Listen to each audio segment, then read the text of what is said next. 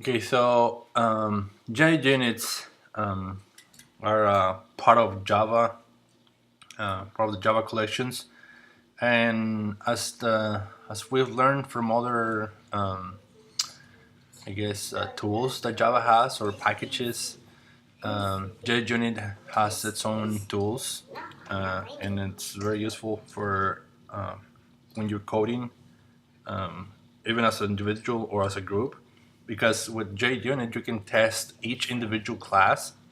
You don't have to run the whole program to test it. So I'm going to demonstrate that right now in a little bit. I want to read this paragraph from this is actually from the class CIT 260 documents, and it says the JUnit test program can then be run at any time to very different functions that we develop and work make sure that they work correctly. Normally, the unit test program is run at any time.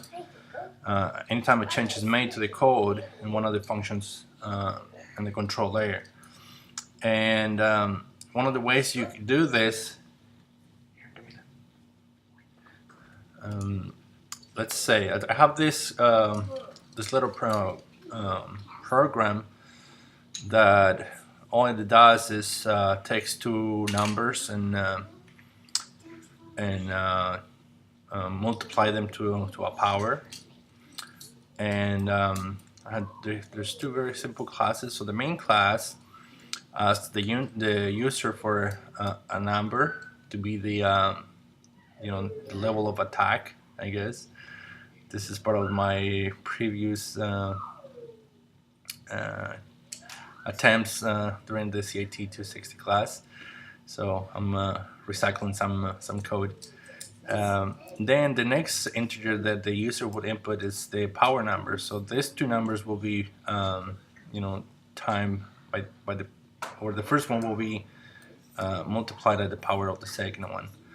And the JUnit, what you basically do, so in my second class here, on the one that actually performs the math calculation,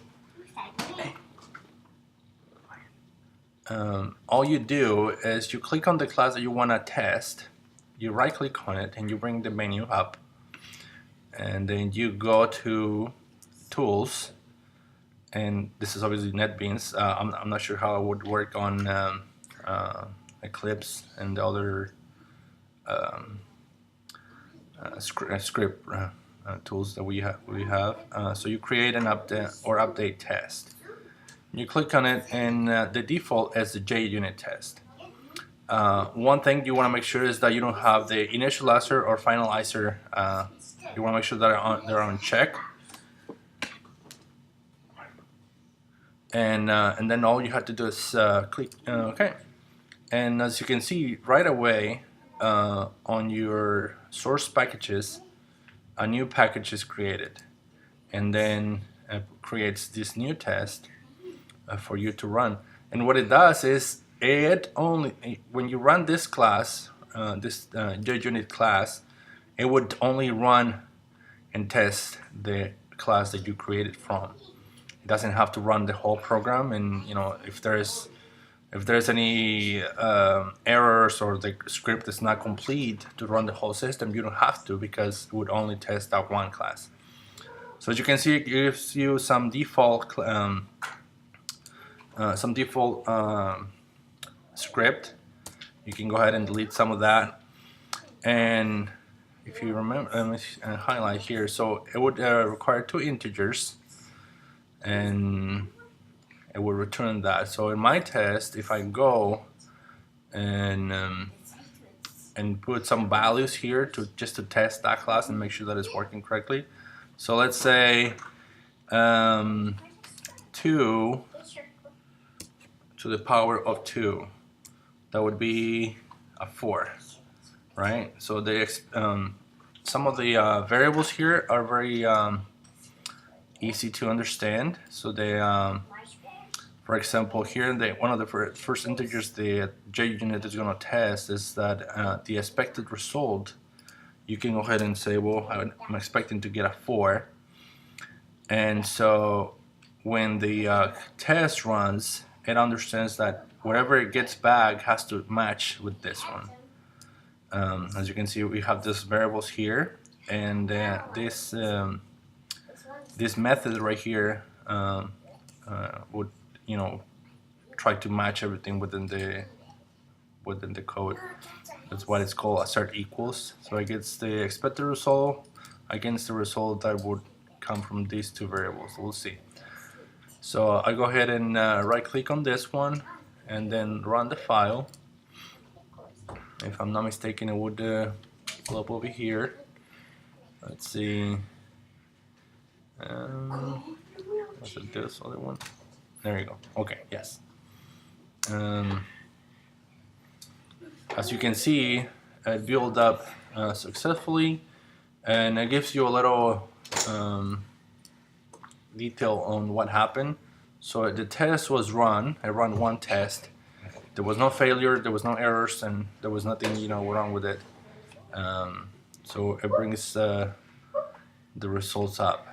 And I think I'm missing one thing. Let me just double check. I think I was supposed to put the code right here. I'll run it again just to make sure. There you go. Okay, so actually I know that's why it's printing the. You don't need that there. You only need these two, because the message, if this variable will work, it's this. What is it? Let me check. That was the thing. Because in these code. No. All right. So no, don't worry about this. This is just to give you an idea what you're running on. So anytime you have something that doesn't match up, let's see. If I was to put something that is not right, let's see, power to the power of 3, that's 8. So if I ran that, it's gonna give me an error message. There you go. It tells you that the test was a failure, and we can see why, because we given a specific parameters, I guess, to run the test. Part of the Junit test is that you test with the right values, and you also test it with wrong values to make sure that it would catch up any failures on the code. You can then later on catch this with the try and catch statements that we've been using before, so that way you can keep running the code without stopping on these areas. So JUnit test, that's all what it is. Another thing that I want to point out is that before you start doing this, you want to create a test unit matrix, and it's all what it is just a little table with a few attempts, or how do you want to attest the class. So you can run 4 or 5 of these, having some that are true and some that are false, so that the class can identify any problems. Any questions? No, that was really good. So if I go back in here and change it back to so this, let's see, 2 to the power of 3, that's an 8, right? Yep. I believe. Okay. Now run it.